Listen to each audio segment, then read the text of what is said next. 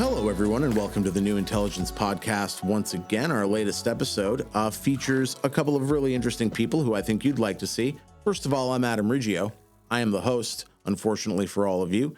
And with me here is Dean Boukydis, an education professional and business person with hundreds upon thousands of years of experience in the topics that we're going to be talking about today, along with a wide variety of other topics in the education field. And with me also is Youssef Youssef, a professor and also with many, many years of experience. More importantly, he is the president of CIMMO, the Chartered Institute of Marketing Management of Ontario. You said it right. The Chartered Institute of Marketing Management of Ontario. I will get this name correct all at once at one point without having to have it written down in front of me. Long names. Anyway, we today, this episode of New Intelligence, we're exploring the role of artificial intelligence in education. And one of the most important things we're doing with this is busting a lot of myths and probing into the truth of how AI actually will be sensibly applied in the field of education today, and how that affects some of the wider issues that affect post-secondary education in Canada, which is where we are based, but also in North America more widely, and in the world in general, and the industrialized and technologized world. So small topics as usual. But yeah, one of the first things that I really want to ask about right now, and to get everyone started on talking about, is what are some of the things that you have heard and that the fears in particular that you guys have come across about the role of artificial intelligence in post-secondary education? How is it being used? And what are people afraid of about its uses first and foremost? Because there are a few things we need to talk about in terms of false fears, and then there's real fears and substantiated fears. So, Youssef, what are some of those fears? Well, thank you, Adam, and Dean. It's nice to meet you. So there are many fears, I guess, and these many fears have origin in the fact that most people do not understand how the technology is working, and still attached to the old-fashioned model of education that has created. And I think in the pre-industrial era, where we were used to a certain way of things and putting things in boxes, and then the competencies and skills were put in ways that technology was not aiding them. Now that technology is not evolved, so people are afraid of technology.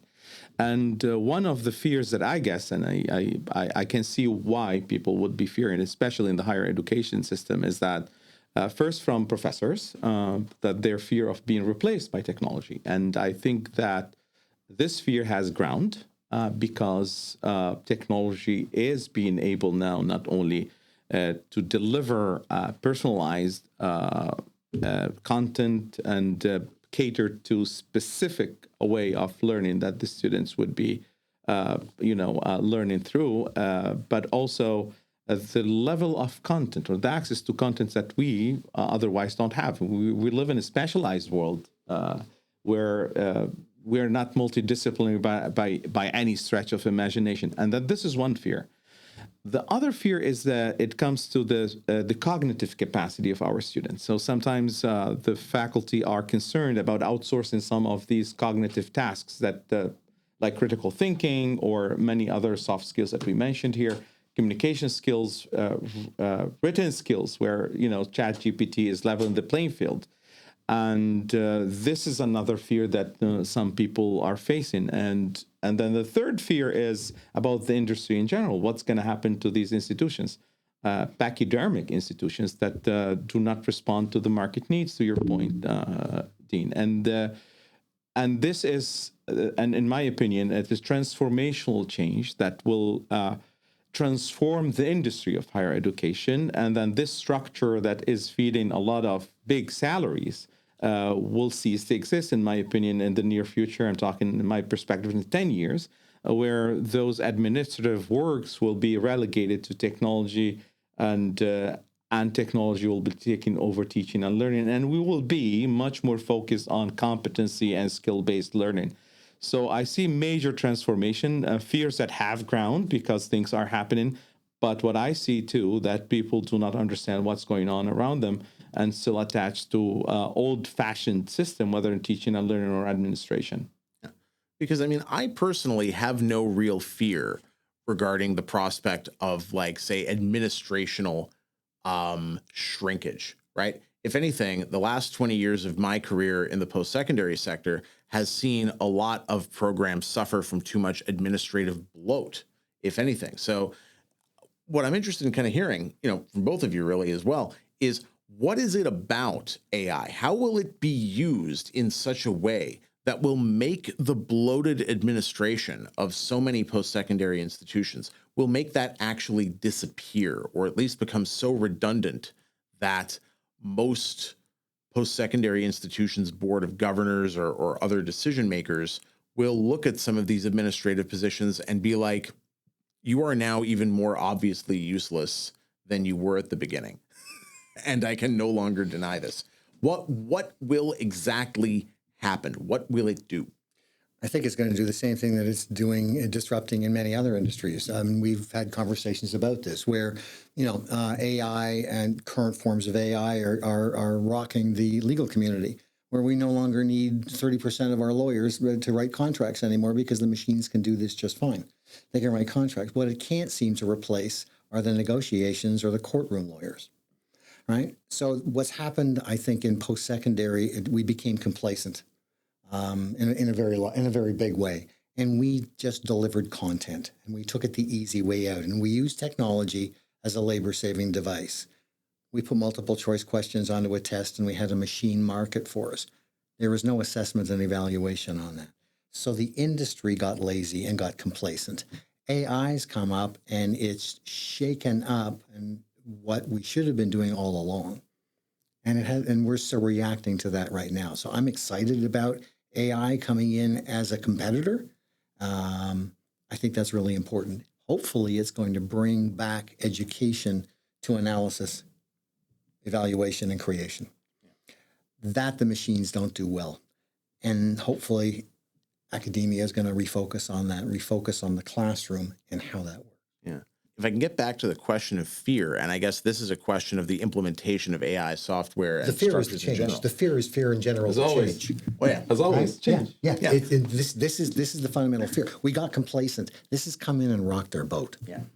I mean, the thing that I think is the only thing that I think, the only fear that survives when you say you bracket, take the fear of change, throw it out, right? The only fear to me that survives is fear of misapplication, or rather fear of a too wide application.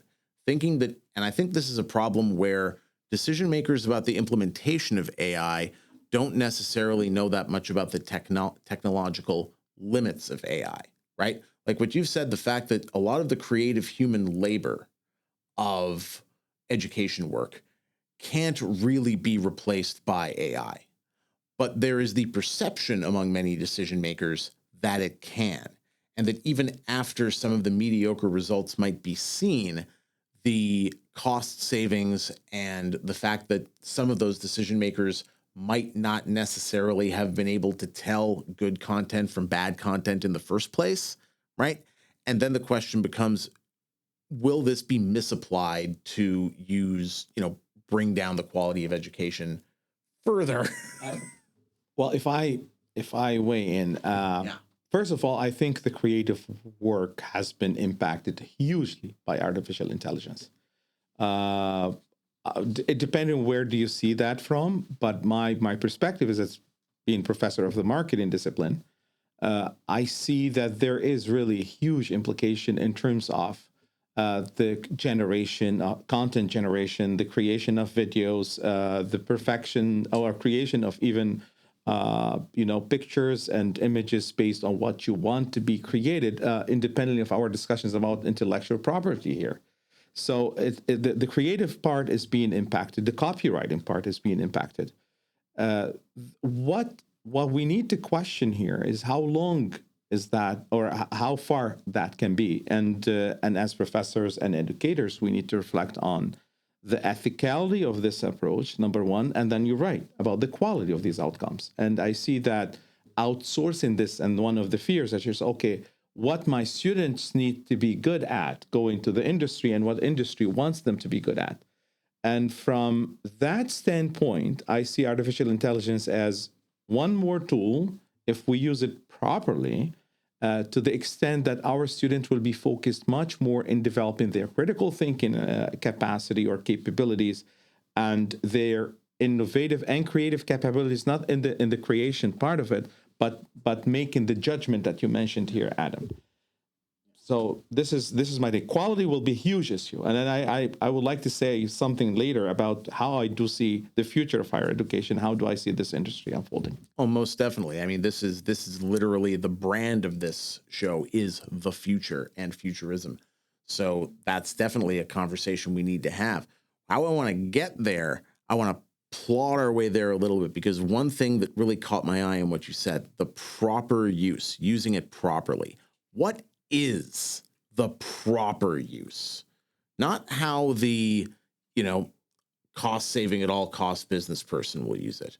We see that already in all the mediocre AI products that we see. I find new examples every week in my everyday news reading that I bring to my own students as an educator, and that I just sort of keep in the bank as like ridiculous things that I see of the misuse of this. But what is the proper use of AI? That's a really good question. And if I can use an analogy, it's like all of us in post-secondary can drive a car. So I'll bring a Lamborghini Countach into the road here, into the parking lot here, and say, okay, everybody take an individual turn. That car can go from 0 to 100 kilometers an hour in 2 seconds. How many of us can drive it? Right? Very few of us. We can drive the car, but we can't maximize what it is. So I use that as an analogy to us as an institution and teachers using chat. We've seen chat. We go on and we play with it. We play with large language models. We play with this stuff. We play with artificial intelligence, but we don't understand what drives it or how to drive it well. I have yet to see an institution, all right, collaborate with the creators to say, show us how to drive this Lamborghini. Yeah. All right, and maximize its use to its efficiency. We can't do that yet. I hear teachers, we've been to webinars where they're saying, we're using it, it's writing my lesson plan. Are they even analyzing the lesson plan to see what's coming out of it? They're not. They're using it to sound, it's the cool thing to do. Yeah. Because okay, so this is one of the examples that I was thinking of. I'm going to bring this up because it's a really funny example. And this is the news from just 3 days ago as far as our recording date goes. So Praz from the Fujis could be going to prison, and he has applied for a new trial. And the charges are very complicated, and I'm not going to get into it here. It basically involves funneling money to very, very sketchy business people in other countries in the other side of the Pacific, and having a few too close connections with the Chinese government not properly registered while he was doing so. But the interesting thing is he has applied for a new trial because he discovered that his lawyer was also working for an AI company, and he went on several media appearances after the trial, bragging about how useful the AI system was in writing the materials for the trial, right? So not just the ordinary things like contracts and application materials, the sort of more cookie cutter lawyer documents, legal documents that you need to have, but he also had the AI write the closing argument. And when Praz and his new lawyers analyzed this closing argument, it was filled with factual errors. So he alleges, filled with factual errors, all kinds of misshaped arguments, statements that conflated several of the charges and circumstances and situations together, and even at some points apparently, so he says, admitting to his guilt. And the defense lawyer did not bother editing this or checking this or running through what was generated at all, but instead simply took what the AI generated, or so is alleged in this application for a new trial, and simply read it as is before the courts as the closing statement. So one of the things we've been talking about is the necessity of, after you have an AI-generated text or an AI-generated lesson plan or something like that, there must then be that human element of looking at it and saying, what has this machine produced? Have there been any errors? There seems to me to be a presumption that AI means errorlessness. So where might the errors come from, and how do we anticipate them? Well, I'm very active in this area. I mean, my area in marketing is just, my expertise is in marketing technologies, and I'm an engineer myself, so by trade, electronic engineer. So I cannot be rather than pro technology in the sense that when it comes to helping and aiding humanity, we need to put things into perspective. Yes, this lazy lawyer did not use, and this is, I'm sorry, I mean, I don't mean to offend This allegedly lazy lawyer did not. Yeah, because I think at this stage of the conversation about AI, we are at the beginning of a new era. And of course, the technology is not well developed or evolved or had no access or optimized to address these specific needs for the lawyers, for example. But we know for a fact that many decisions in the financial market, good decisions, have been made and supported by artificial intelligence. Indeed, the Wall Street is full of these algorithms, or complex algorithms with technology of networking technologies at speed, and so that connects to Wall Street. So I believe the issue is not how technology will get, or how fast technology will get to get these verdicts, or the preparation for the trial right. I think what would be the role of humans in after this happens, and whether if we have these capabilities to look at this and say, well, that makes sense or does not make sense. And this is where our role as educators lies, in my opinion. But it's a very difficult task, because we are now in a very, what we call general artificial intelligence era, where artificial intelligence can barely handle human tasks. But we're moving towards much more capacity in terms of artificial intelligence, and this is what we call superintelligence, which will be 200,000 times maybe our capacity in reasoning or having access to the volumes of information that are out there. Plus, we are in very close, maybe in 15 years, hopefully 20 years, to the quantum technology that will be boosting by thousands or hundreds of thousands of times the current supercomputing technologies that we have available. So I think it's not the technology itself, it's how can we build capacity using this technology to create the critical thinking, and what will be our roles, or the professional roles that we are looking after as educators, to see what the industry is looking for. Because I'm sure that optimization is something, efficiency is something as an industry. I want to save money, and I can invest in technology, working 24/7, and I don't want to pay people. They have no unions, they don't complain, and then they don't have access to volumes of data that are needed to decide on matters. So whether in the legal field or the finance or marketing, we are facing major challenge. Nobody knows the end game of this, I guess, based on what I've read. But I think we need to think fast, not slow, about this, because there's a lot in the plate, rather than only, as it goes back to our role as educators, and the role of institutions of education as well. Well said. And I'd like to add to that, and I agree with everything you said. We have a tendency sometimes to not step back and learn from history. Yeah. So AI 1.0, we've been using it for 15 years. Okay, social media, everything along this line, and we know how that turned out. Yep. Right? It was created to connect the world. It was created for 2 or 3 really great things, allowed individuals to be able to have their say and do certain things.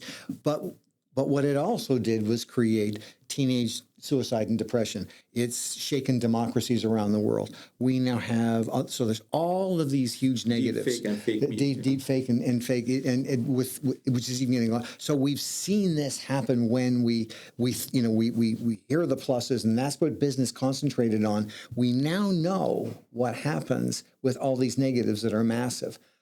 With AI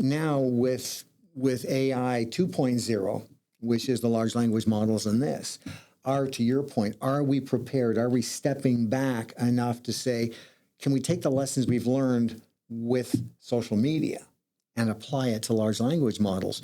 And how do we mitigate these risks, to your point? And we're not doing that because right now, big tech is doing this fabulous marketing campaign on why we must use it, and everybody doesn't want to look unprepared, and so they're saying, yes, we'll adopt, just like we did with this. We're not learning from history, and this is where education needs to take a step back.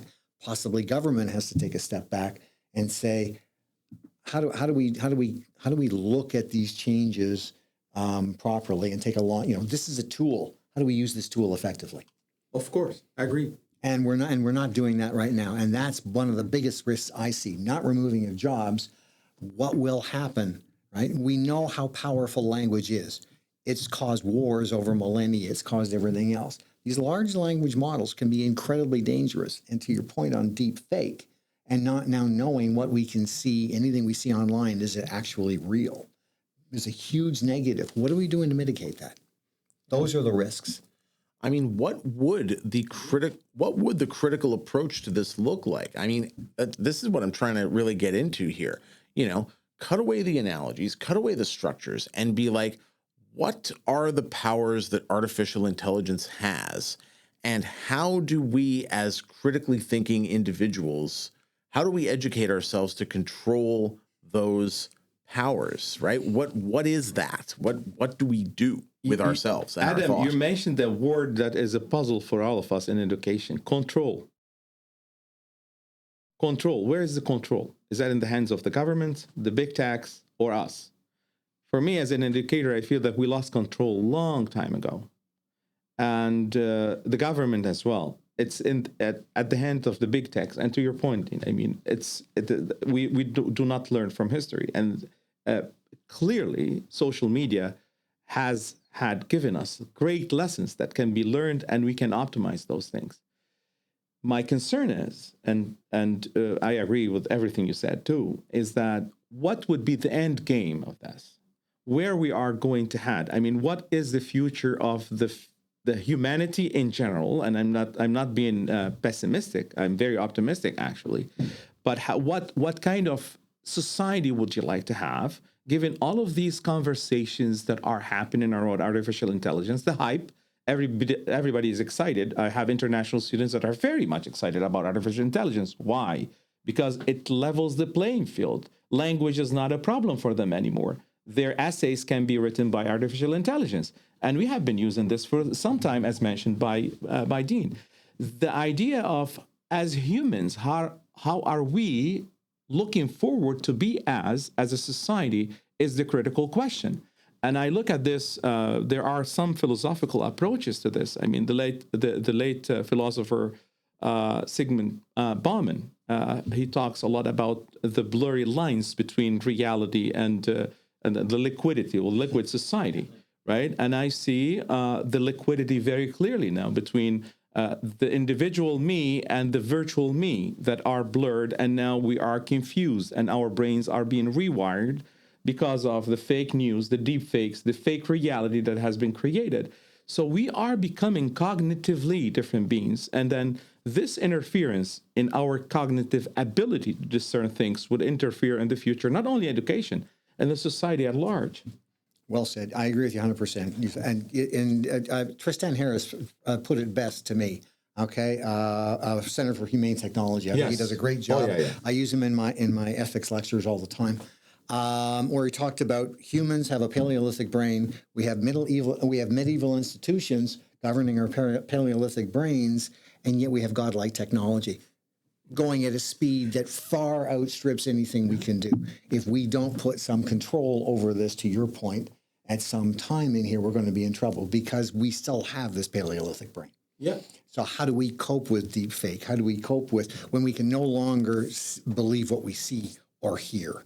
How do we go about discerning this? And that may be the biggest challenge that we have to teach in a classroom, is bringing it back to, okay, analysis, evaluation, and creation of concept. Use the tools that are there. They're great tools. They're saving an awful lot of time. But learn how to analyze this. We've gotten away from that as educators. We need to come back to that. That even means we have to train some of our teachers in how to do this because they're products of that system. Yeah, the old system. The old system. Yeah. The complacent system. That is still running. Yeah. It still constitutes the rules that a lot of us who work in education kind of have to follow. Like we we look at academic integrity models that say are mandatory for our students to take, and the checklists of what they run through are the kind of things that are more suitable to what people were dealing with in the economy and the technology of the 1960s and 70s, rather than the much more versatile tools of composition, really, that we're dealing with now. So, like, I guess that's the next thing I really want to ask you guys about, which is, as educators, what does that look like? What are the kind of objectives we might have to put into our educational methods to give our students the practical knowledge to use AI critically, not just for their work in the school, but like out there and working with things and working with companies and working with people that themselves might want to overuse AI for the sake of a little bit of saving on their short-term bottom lines. Like, Adam, I have bad news. Shit. I have bad news. I hate that one. Damn it. You know, I think the system as it is right now, it will not stand for longer. The education system we're talking about, our approach to classroom needs to change, and our judgments of academic integrity as well.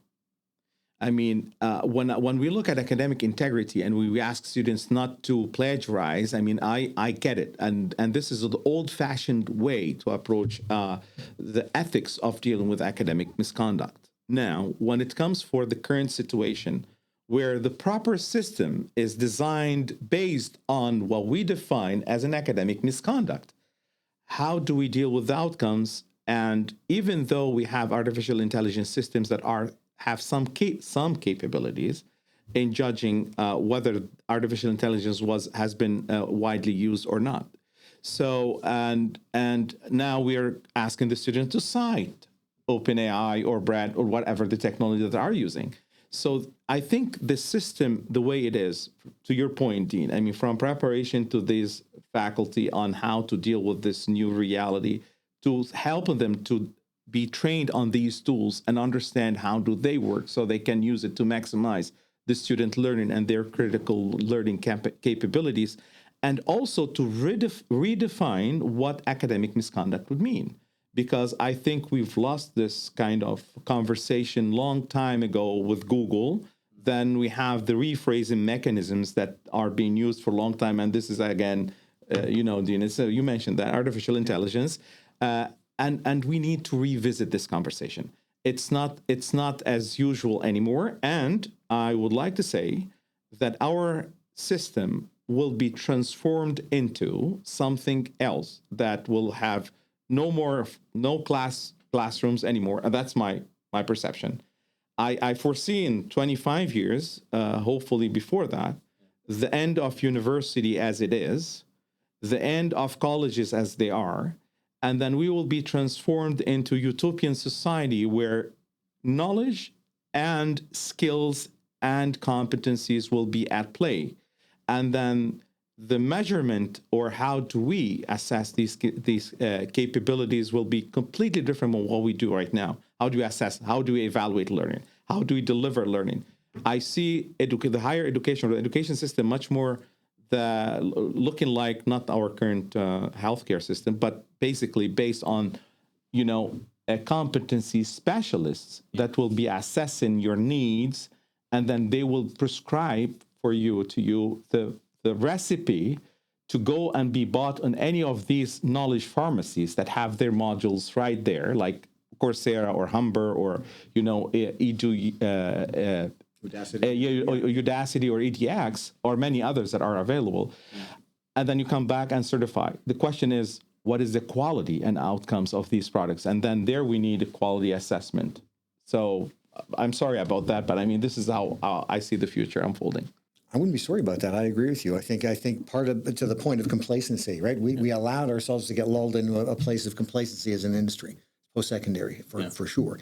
And that's part of the problem. It was part of the public education system of coming out of the industrialized era, taking them off the farm. And we haven't really changed since then. Not really. And now we're at a stage, like you say, with plagiarism and academic integrity, which is we talk about it, but we don't do it. We don't design our classrooms for separating this, so none of that really happens to any extent. It could if we were serious about it, and that's something we need to do. But I also agree with you. Today, it doesn't matter where you get the information. I teach, and my team now teaches with the idea that use and cite whatever tools you want. My questions will come to you as, can you own the content you just told me? Yeah. Can you explain to me that you fully understand it and convince me you can? Even if you say, I used the large language models and I noticed some issues, and this is what I adapted. That's what we want our learners to use today. To your point, we're all learners. Yeah. It doesn't matter where the role is in the system. And that's what we need to encourage and develop. That also gets rid of the toxicity in learning, which we have today in post-secondary education, which I'm going to catch you cheating. They're going to do what they can to cheat. Yeah. Yeah. And who wants to work in a toxic work environment? Yeah. So why are we doing that at a college level? Yeah. Agreed. Yeah. I mean, one of the things that I find, frustrating is when someone's solution to somebody using a GPT to write a paper is, well, now just cite the GPT. And it's like, that alone is not nearly enough to make up for the things that you are not doing if you are relying on that artificial intelligence to produce for you, right? And I think that's where a lot of the mistake of AI use really comes from. It's mistaking the ability to create content according to orders and demands for the actual production of meaningful statements and meaningful content, right? Going back to this case of the entirely alleged mistakes in this trial of the defense lawyer. How do we know you were going there? Yeah. Exactly. Of the defense lawyer who writes the closing argument, but does not read the closing argument until he delivers it, and does not check it, and doesn't see the errors and the mistakes and the different priorities, right? What do we do in the classroom, or even if it's just not a real classroom, but what do we as education professionals do in training our students to use AI creation well enough that what they produce will do what they want the produced thing to do? How do we unite that kind of real action with what the AI system produces? I would go to the stage that it's the basic understanding that AI is not the end product. AI is part of the process, and it's your ability to analyze and evaluate what you saw. To your point, where the lawyer made that mistake, thinking it was an end product. I see our professors doing the same thing.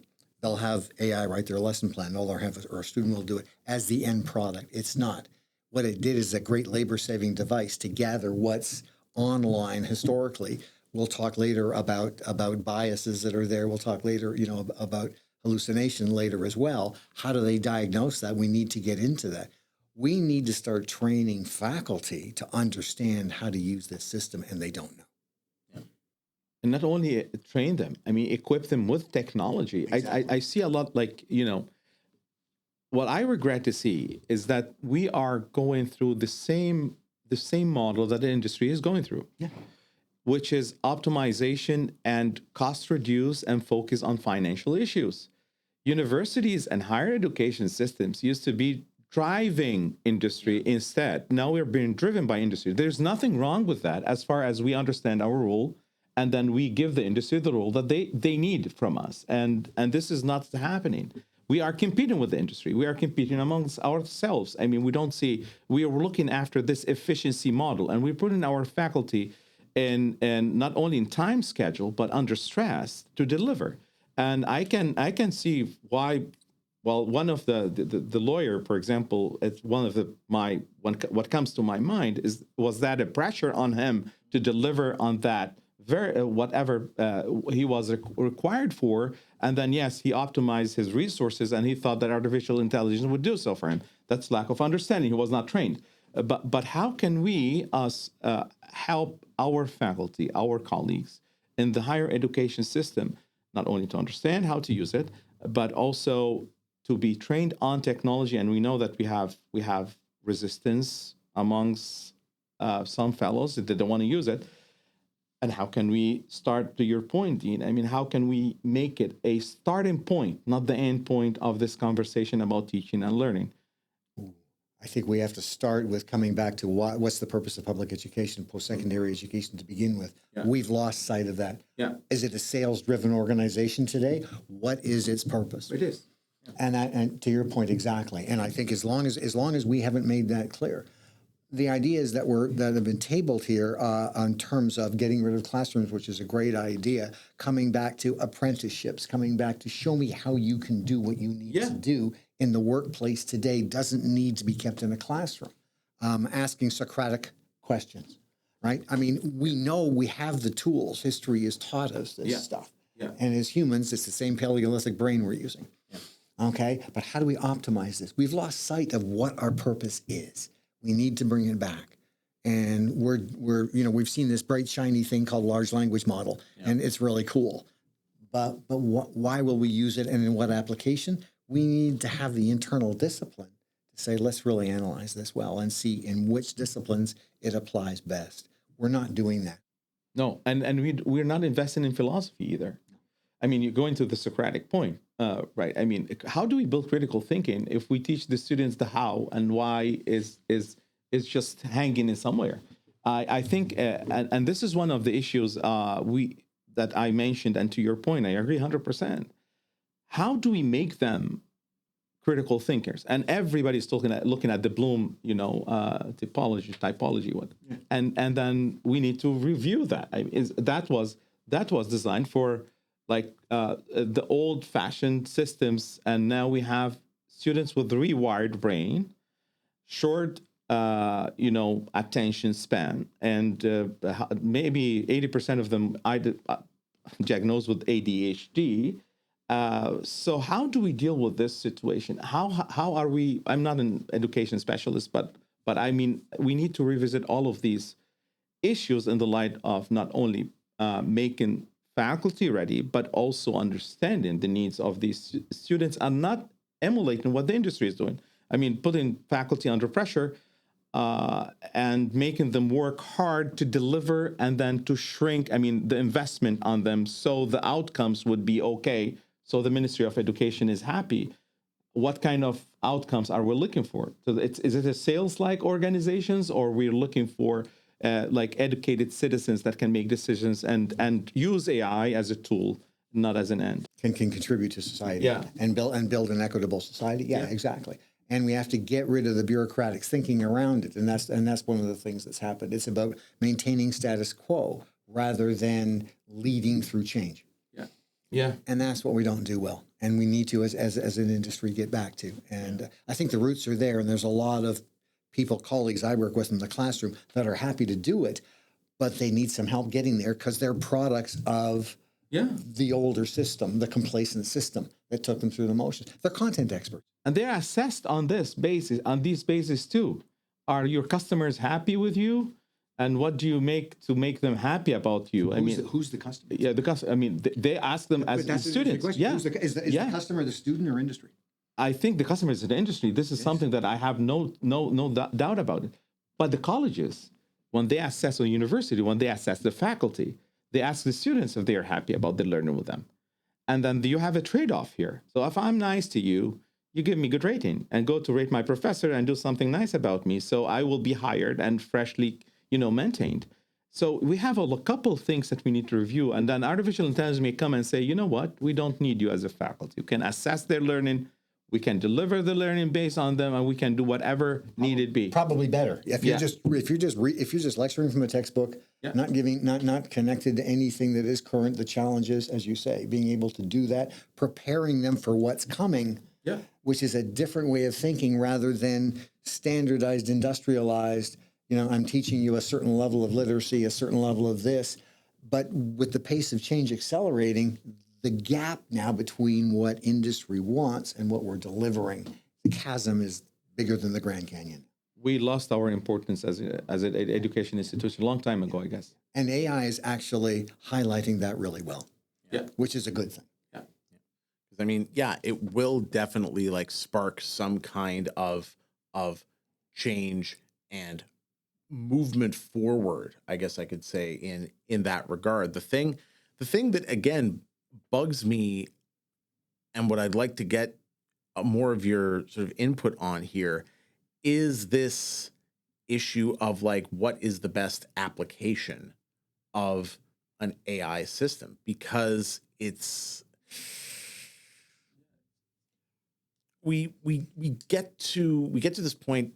Let me try if I can really see if I can really settle on this question, because all the things you've had to say are incredibly interesting, and there's a core that I think is still being unaddressed, which is there is a tendency, and it's a really unfortunate tendency in industry, that exists alongside the virtues of industry, that says, how can we build sustainable business models and educational systems using this new technology and getting the kind of talent we want for our companies and our endeavors, right? Who can use this technology properly. But then there's also the impulse of simply using the technology to maximize returns as quickly as possible, right? Like you said, when an instructor is so complacent in their work that the only thing they really contribute, aside from the content that they might have been given by an administration, is the fact that they are up in front of people in a classroom or on a screen delivering the content, right? There are already AI newsreaders on TV channels that do the same thing. And yes, they have humans working for them. Yes, they have fact checkers and sort of critical folks on the support team making sure that everything comes out properly. But if all we're doing as teachers is delivering prearranged information, then where is the value added as an education system? Where does that real material value come from? And what more do we need to do to create that real material value in an AI-enabled context? Well, in the AI-enabled context, first, we need to redefine what does that mean. We were talking about systemic approach. I mean, what does that mean? Nobody has figured out right now. I am trying to innovate in my classroom. I brought in artificial intelligence. I brought ChatGPT based on conversation with industry partners that I have. And she said, what would be the role of artificial intelligence in my class? I purchased the technology. I paid for it. I had no support. I mean, not that the colleges are not supporting, but the colleges don't know what to do yet, because you have the regulations. We are regulated industry. So the ministry has its own regulations. The colleges and universities, they have their own universes and models that they need to navigate. We are lost between polytechnic identity or teaching a trade-based system, or a research and applied research, and we confuse research with applied research with everything. We did not decide where to go, and amidst of all of this, we have the transformational thing of technology that's coming our way. I see education serving the society as an ecosystem, and the industry is part of that. Yeah. But it's not limited to it. For some time, we lost this conversation. What we do is just we're much more focused on delivering to the industry. We forgot about the citizens' formation, and this is something that is very relevant. The industry is important, and that's where I see polytechnic education help industry to develop, and then we serve them with what they need in terms of competency and skills. But at the same time, university, you cannot lose from your side also your role as forming citizens and catering to the society as a whole. They are, for example, terminating courses in philosophy, in social sciences, because they are not lucrative anymore. We're looking at from this efficiency standpoint all the way, and the society is losing with that. Now, how the new system in the lights of artificial intelligence as a tool, again, would work, nobody knows. And how can we design the system to optimize the use of technology as a tool to cater to these needs of the society from one side, the industry from the other side, is a critical question, a $1 million question that we need to answer. I'm not sure. No, that's really well said, and I'm totally on board with that. I think what we need to do in our classrooms is do this critical analysis ourselves as well. We have to step back. Like one of the things I like to talk about is back to artificial 1.0. What was the purpose of social media? Yeah. And I ask these questions in class, and it's really interesting when I get back, and we eventually distill it down to it was to sell screen time. Yeah. Okay, and understand that that's what drove it all along. All the rest of this stuff is window dressing to sell a business model that was about screen time and advertising. Okay, and that's what the driver was. One of the questions I'm now asking the students is, knowing this, that's what drove that, what is the driver behind AI 2.0? Yeah. What is the driver behind it? When we can figure out what that is with industry, we can now figure out how to mitigate that and move forward.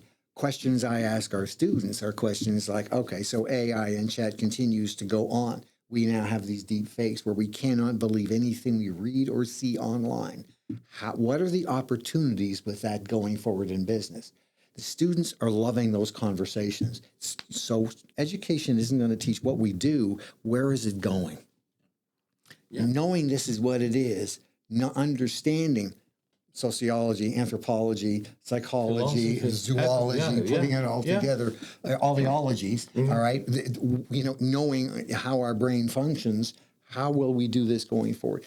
That's what we're leaving out of the system, right? We're training to a current rather than let's get you thinking critically and analyzing of what will come from this. You mentioned the Center for Humane Technology, Tristan, and and then lately what they said is just disturbing. I mean, I watched the interference in our thoughts. I mean, the technology is being able, it's just, I mean, they understand our brain reaction to things, and that is concerning. And then to bring it back to your classes, and I teach ethics too. I mean, how can we revisit this ethical framework and this conversation around?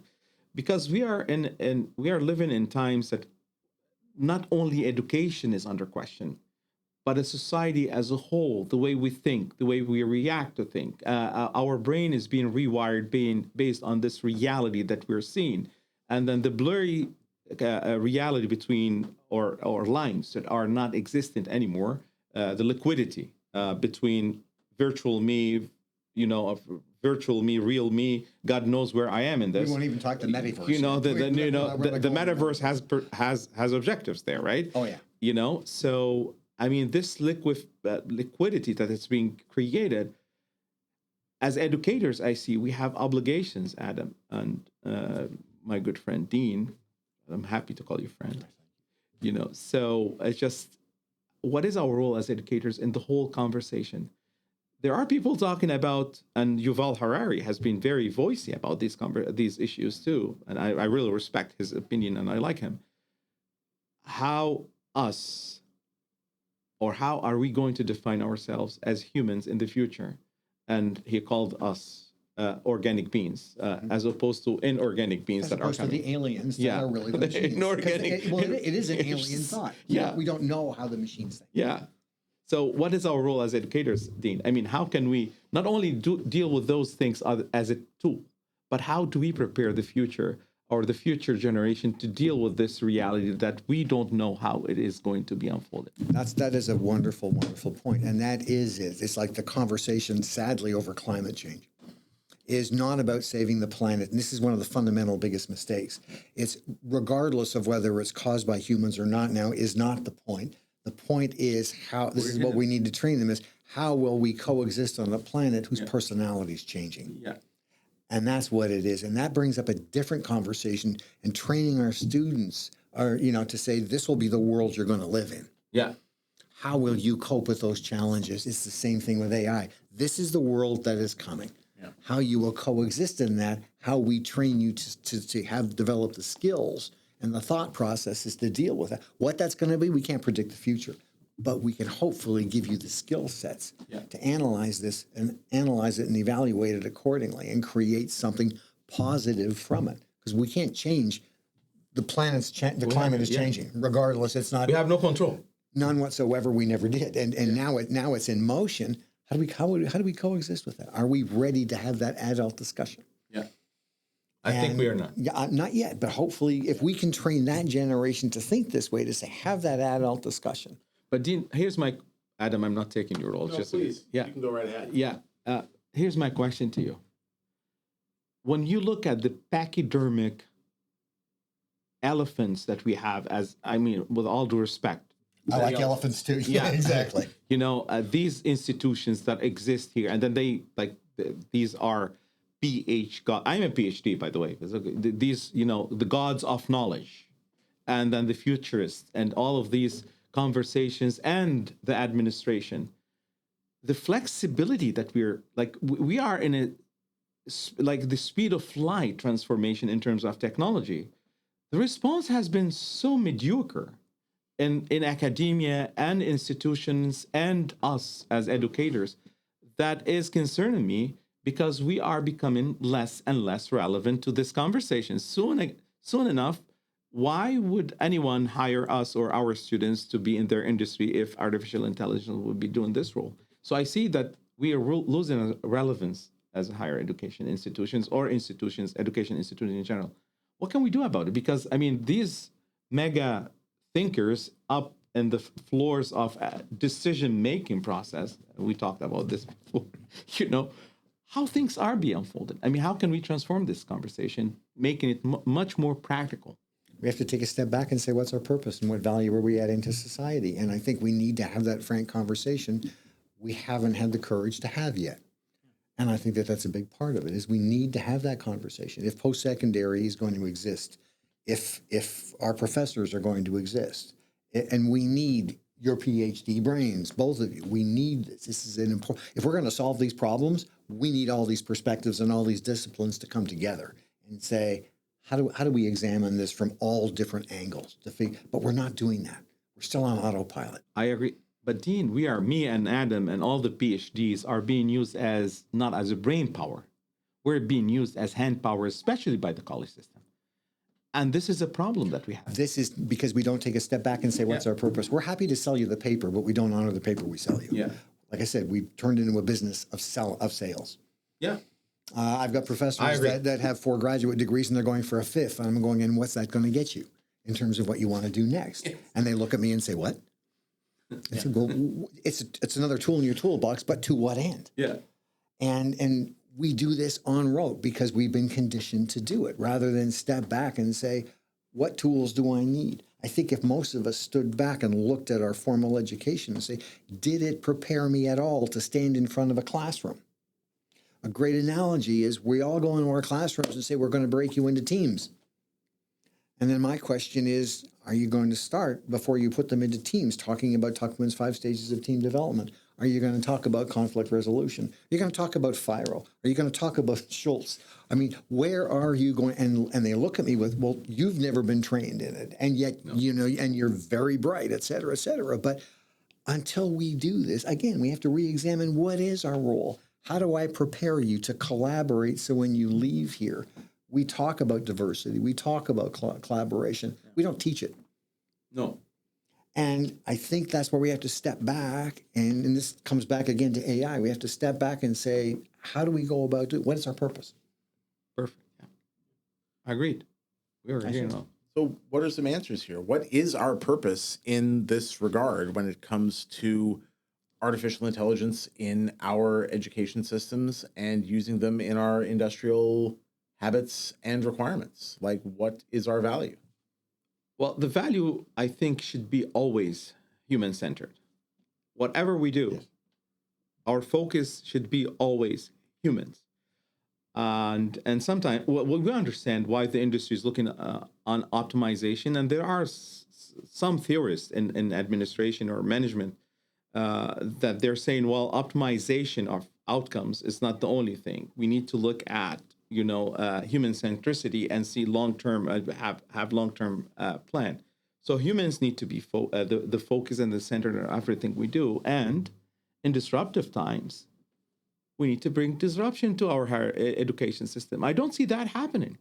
We're still doing the same thing as the Priscus era, where like, when the 200, 400 years. I mean, there are examples in higher education that we use. It says our grandpas come to our classes nowadays and see the teacher in front of the class is listening to teacher. Maybe the environment is different. It's not beneath a tree, but it's in a classroom. They want the process for them will look much similar. I mean, we used to do this in the past. Now we have technology, we have all of these things evolving, and we have the brains of our children's different from the brains that we were. I mean, this is natural evolution. We can't blame it on anybody. We didn't change anything. We're still doing exactly the same way. Where is disruption?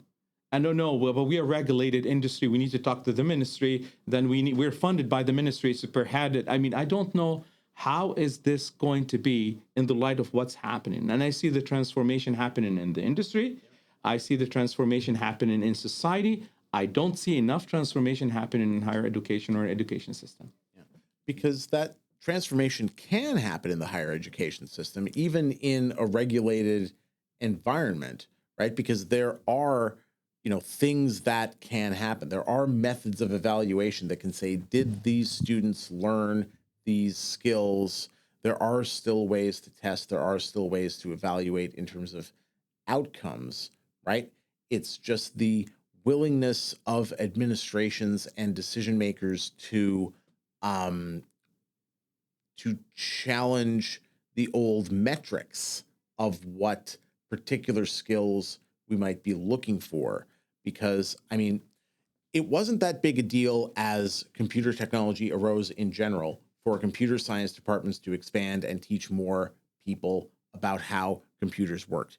And in fact, I think that kind of thing is more necessary now because there are so many nice, easy to use interfaces that hide the underlying architecture of our software systems. There's always one thing I always think of where I think of the generation gap in my own life, where my first computer was a DOS operating system. So right. I could see, yes, mine I know. Not even that one. I mean, mine is like just, I don't want it. I know. I find it very nice to feel like the young person in the room for the first time. Thank you. My pandemic grades have come in very nicely. But that's just it. I knew, and I was probably among one of the last generations of people to know from everyday use what some of that underlying software architecture was, right? So in a world where so much of the user interface is optimized for easy use and we don't see what goes on underneath, what can education systems do in terms of what they are teaching and what they are explaining to teach people not just how to use the systems, but how they work and what their limitations actually are? Because if I see one thing that's in common among many of these different mistakes and the things that I find very funny about people's mistakes in using AI are when they use them and they don't know enough about the mechanisms underneath to know what they need to look out for in terms of how do I adjust this final product so that it does what I want it to do, right? We mistake what the AI produces for the end product, like you said earlier, Dean, because we don't think about what is the inner mechanism and what are the limitations of that inner mechanism. So, like, what could we do in terms of, even in the ossified system, even let's say, even with the departmentalized classroom-centric system that we have, what can we do in terms of teaching people about these systems that will improve their ability to use them because they'll know more of what's happening underneath the metaphorical hood? That's a really good point, and I think it's about the transparency with that, and I don't think we do enough of that. I think we make the assumption it's there. I use the analogy in class all the time that technology is a wonderful tool, but can also make you stupider. All right. I watch people walking down the street looking at their phones instead of looking at the street map. They can't read a map anymore. We use calculators and we actually forget how to 1 + 1 or just a calculator. Exactly. What's 14% of a million? And they go, wait a minute, give me. I said, no. If you don't, how will you know if it's right or wrong when you don't? So when I use those simple analogies, they smile and say, oh, I get what you mean. When was the last time you remembered a phone number? when I grew up, I remember 200 phone numbers, and I still remember the phone numbers when I was. Yes, we had phones then, Adam. Yes. Yes, I've seen those. I've seen those before. Yeah, it was a dial. No, it was. But we did have them. But today, and when you bring this into context this way, I find a lot of the young learners go, I didn't think about it that way. To your point about Dallas, yeah, maybe I should understand how this works, so that I understand how to fix it. Part of what we're doing is teaching them how to create an income stream for themselves to survive in a world going forward. How will they do that? And I think we've lost that focus. We're looking at bright, shiny things and saying, use these without understanding what the bright, shiny thing is, and do we even need it? Yeah. Because one of the things that I think is, again, it's where those really funny stories about misapplied AI come from. People don't know what the proper application of these tools are because we don't know enough about how they work underneath the hood. I mean, they don't know. Yeah. Nobody knows. They don't know how it works. Because the basic idea of how the technology works, as far as I understand it, is as an incredibly powerful correlation engine, and being able to assemble texts, assemble material, assemble a lot of the fundamental structures of stuff based on correlating huge numbers of data and figuring out what are the common patterns that seem to be most sensible for what my users want from me, based on all of these different data that I can track. And you're looking at me saying, I'm onto something, but there's more. What is that more? The idea is just talking of control. I mean, many authors have expressed, voiced their concern about what we don't know on beneath the surface about these algorithms. And goes back to your point, Dean, transparency. We don't know, number one. Number two, the fear is that we do not have control over them. Because we're talking about a technology that emulates the learning that our brain, the way we were, machine learning is just, imitating how the brain works and optimized. Except a million times faster than we can. And access to the zillions of information and databases. So we don't have control. We don't control the outcomes. What come out of these learning that data, we have no, and this is the main issue that has been raised. I mean, until we step back, look at this and say, okay, what do we want to do with this, and where we need to come with this, and where we need to go with this. It's too soon to think about these things. I mean, I know that societies are mobilized, government are talking, scientists are discussing. And we are in the higher education system, or education system, we are lost in between all of these conversations. We don't know what to do.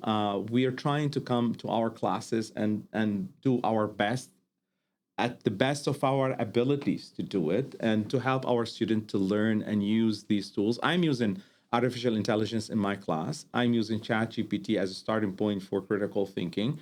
I have a couple of AI assistants in my class that will tell the students what the tasks of the days are, and then summarizing at the end of the day what they were supposed to learn. And then I have the bot in my class. But this is me. Did the system ask me to do? No, I'm trying to make it. I'm not sure if this is the best way to do it. And I'm getting the feedback from my students. Say, well, do you like it? Do you enjoy this? I mean, all the feedback system. I don't know where am I going with this. I have no idea how the system, because I have 1 or 2 or 3, 4 classes. How do I integrate this learning with the interdisciplinary things that are happening across the degrees or the diplomas or whatever the learning system is that we're at? I'm not sure how can we make this better, but by doing more of what you're doing, because you're leading by example, and you're doing. And this is a huge part of what isn't happening out there. The rest of it's a vacuum.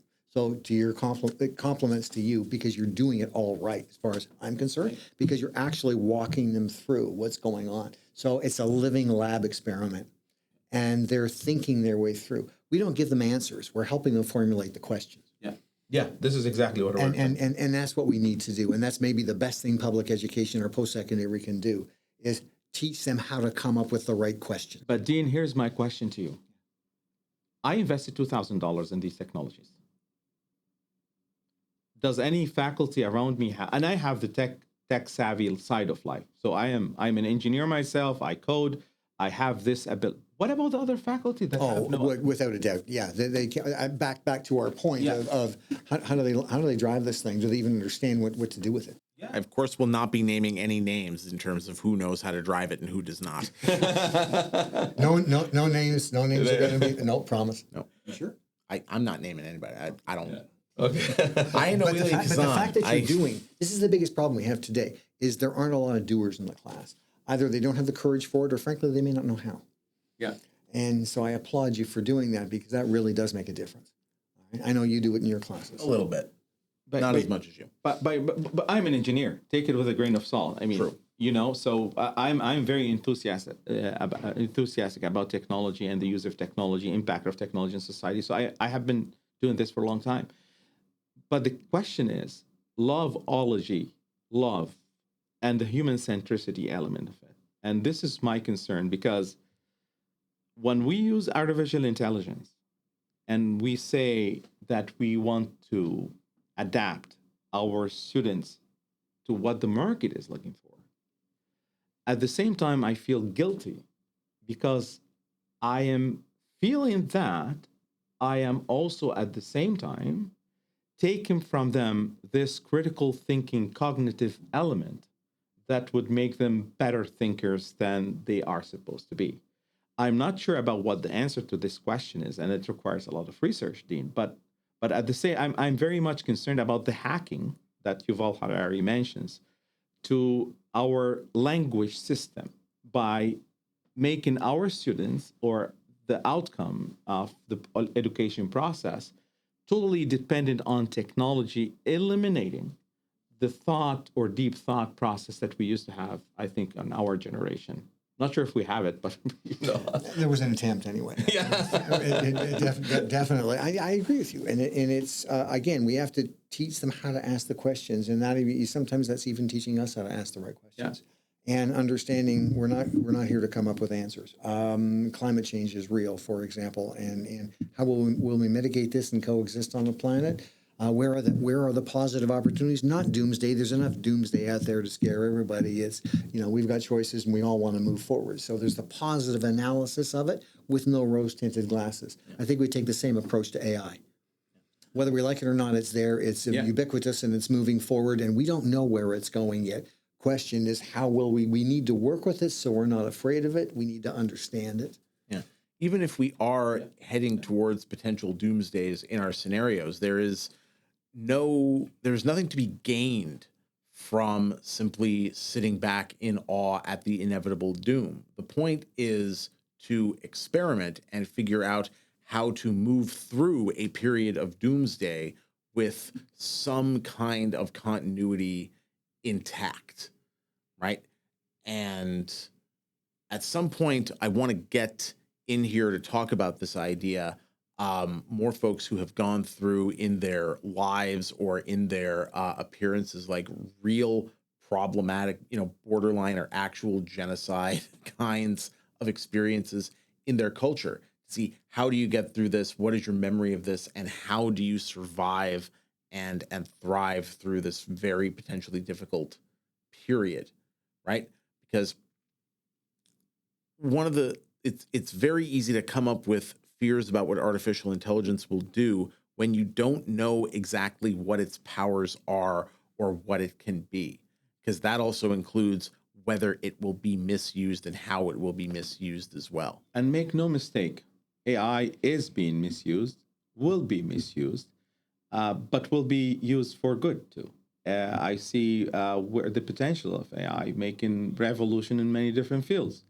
The issue here is that how do we make sure that we have an ethical framework that we all agree upon, and it is, let's say, not regulated because I don't like regulations, but we have a social contract on what to do, what we cannot do, because what is happening now, as it happened with social media, we let it go, and now we are collecting, we are harvesting, the seeds that we planted without much of responsibility on those who, developed the social media, to the extent that we were convinced that it's a great democratization of information tool. And then we woke up, it's it's a major tool of control and, rewiring brains and making us more stupid and fake reality and all those things.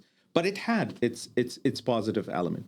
We needed a strong ethical framework to survive this, let's say, doomsday that people are predicting in the future. I hope it never happens, because I still believe deeply in our humane capacity to adapt to what's coming and our superiority as inventors of this technology.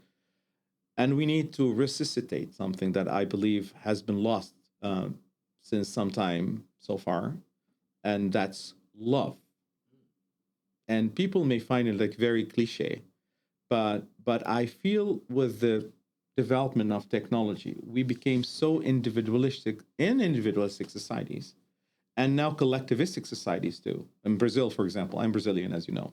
In Brazil, we used to be much more relating to each other and having this social life and supporting each other. Brazil is becoming so deeply individualistic. Hatred has been there. I've never, it's so disgusting.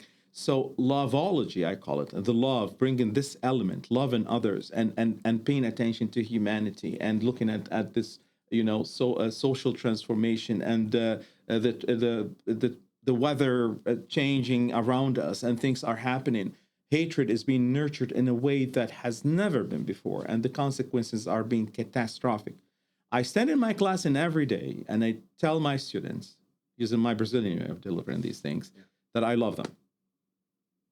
I have Muslims, Jews, Hindus, Christians, from all religions. And believe me, I'll love them the same way. And I do this because I want them to know that I love them, because trust has been lost. And when we show interest and love towards others, I guess, whether in classroom or whether when we talk about community and the outcomes of what's coming from all stakeholders, climate change will not be an issue. We will adapt in an easy way as we still focus on, and not like putting materialistic things on everything else. And this is our role as educators. I mean, teach people how to love again, because I feel that this thing has disappeared. It's off AI because AI does not know how to love. But I mean, this is what makes us different from AI: our empathy, our loveology, the way, like our capacity of loving others and giving and sacrificing on for others. And this is AI would never maybe in the next 100 years would do for us. That's a sense of purpose. I like that a lot. And maybe that's a reason to keep some post-secondary education around, to develop that sense of marketplace and community. There you go. Right? That we need each other to do this collectively together. And as you say, without judgment. Yeah, of course. And that is really necessary. And that's showing the downsides. And that's what's really important. I like what you said. Yeah. That's true. And I think that might be a very, very good way to end this episode. So this has been the latest episode of the New Intelligence Podcast. And I want to thank Youssef, Dean Boukydis, for coming by. Thanks again. And thanks to my crew. Thanks to the good folks at CIMMO. Youssef, would you like to tell the good folks at the podcast briefly what CIMMO is, what it is all about, and remind me again of the precise details of that acronym? CIMMO is the Chartered Institute of Marketing Management of Ontario. It is the only institute that has a charter, actually. It was created by private law from the General Assembly of Ontario with its parliament in 1988. Received the royal consent in May 1988, and it was dormant for a long time. And as a professor and caring for what marketing is, where marketing is heading, social media, all of those data and the problems that we have an huge ethical issue. So I decided to take over rebuild the business model with a couple of colleagues that are helping. And Humber actually the Faculty of Business has played a major role in supporting us. And so we have accreditation, we have credentials. I mean, we have ethical code. We are working on building a better world or making the world a better place through marketing, not despite of marketing, and trying to help the new generation of marketers to get it right, to do it right, as the way we're talking about here. How do we handle technology and deal with technology in a way and serve society and stakeholders and so on. So CIMMO has been relaunched in 2016. It's a startup. not-for-profit organization, as you know, it is hard because we are all volunteer-based, and but we are here to help and helping to educate society and company. We're not going to fight.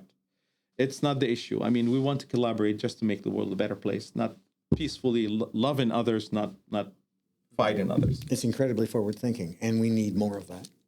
And yeah, definitely, it's a fabulous idea. Very good. So thank you very much. So that is all of us to thank right now. There will be other times. We will thank many of our other sponsors as well shortly after this is finished up. I want to thank you, the viewer and listener, for bothering to pay attention to us for as long as you have, and thanks again. You can listen to us anytime you want on our YouTube channels. There are clips of previous episodes for you to have a look at. There will be more content coming all the time as we produce it. And you can find us on YouTube. You can find us on Spotify, the audio version of the show. You can find us on Podbean as well. That is one of our main homes too. And we have a variety of social media accounts that we will be promoting and mentioning all over those main channels again. And if you really want to, you can find us on LinkedIn at 25th Century Magazine. There, just an easy search away. So 25th Century on YouTube, 25th Century on Spotify, and The New Intelligence is the name of the podcast you've been listening to for the last 75 or so minutes, and thank you all very much for being here. 25th Century Magazine and 25th Century Magazine's podcast would not exist without our wonderful sponsors, and those sponsors include Juicebox Group Marketing, as well as TSK Wealth Planners, Preemptor AI, and CIMMO, the Chartered Institute of Marketing Management of Ontario. Thank you very much to all our sponsors for all your support and the various ways that you give that support. Thank you all very much. Juicebox, TSK, Preemptor, and CIMMO. You can also download or watch any podcast of 25th Century Magazine at all your favorite podcast venues. Most specifically, we are on Podbean. We are on Spotify, and you can even watch our ugly faces at the 25th Century Magazine YouTube channel. You can go to YouTube, go to Podbean, go to Spotify, and search 25th Century Magazine. You will find us, I would say, immediately. While there, you can watch the latest episodes. If you're into it, you can catch up on some of our back episodes and see some of the great conversations we have already had with a lot of interesting people about visions for the future that are a better world for all of us than certainly the one we're currently experiencing right now, and a better future for all of us here. So thank you to all of our sponsors. Thank you to all of our venues and our listeners. Remember, we are on Podbean, we are on Spotify, and we are on YouTube. You can search us there at 25th Century Magazine or 25th Century Podcast. Thank you.